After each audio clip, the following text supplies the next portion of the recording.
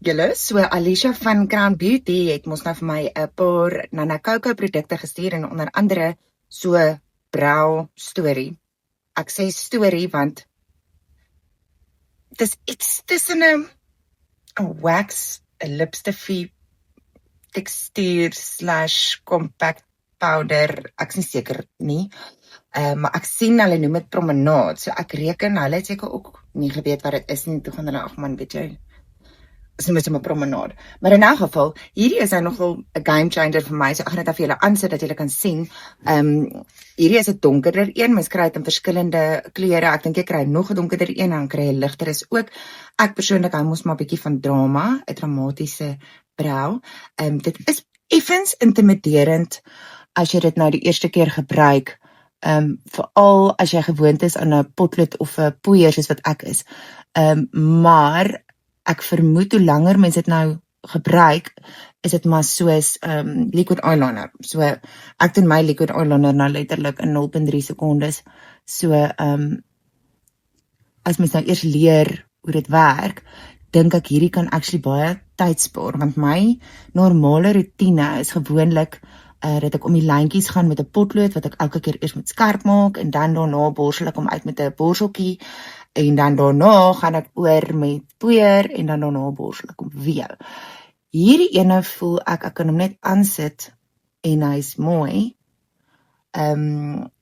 Of jy kan hom borsel, ek het dit al geborsel, so ek het hom nou so 2 keer aangesit, en ek moet sê, hy hou regtig lank, deur die dag. Ek voel nie, daar's enigiets wat smudge of smeer, of touch-ups nodig het, of niks nie. Terloops, ek het my wenkbroue laat micro shade, maar ek is eintlik due vir wat mense dit, wat sê ek, upgrade.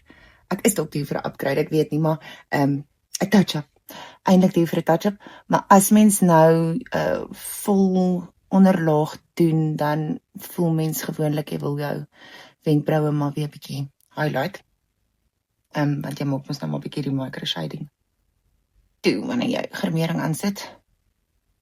Ek doen nie my wenkbroue as ek nie grimering aan het nie, ek voel nie dis nodig nie. Maar hierdie ene, ek hou van sy kleur. Sy tekstuur was vir my iets om aan gewoon te raak, maar nou dat ek bietjie meer vertroud is, en as ek nou sê vertroud, bedoel ek, dit is nou die 3de keer wat ek hom ooit aansit, maar ek voel reeds, hy gaan vir my vinniger, as wat hy het die eerste 2 keer, en aan die begin is mens bietjie hesitant, omdat hy maar 'n gellerige tekstuur het, dan is jy bang jy gaan nou te donker, maar ek het gevoel, hy korrigeer ook redelik maklik.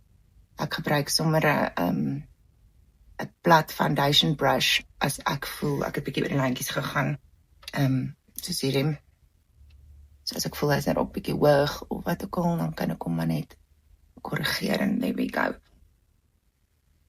Julle, en dis dit, so ek weet nie, ek is mal oor hom. As jy wil, kan jy hom bietjie uitborsel vir 'n bietjie meer natuurlike look. Ek kan nie lekker sien in my kamera nie. Maar hy lyk vir my mooi, die effek is vir my baie dieselfde as my ander tegniek, hy is net vinniger. So ja, ek wil maar net vir julle in kennis stel van my nuwe wenkbrou tegniek, wat aansienlik vinniger is, en deur die dag hou.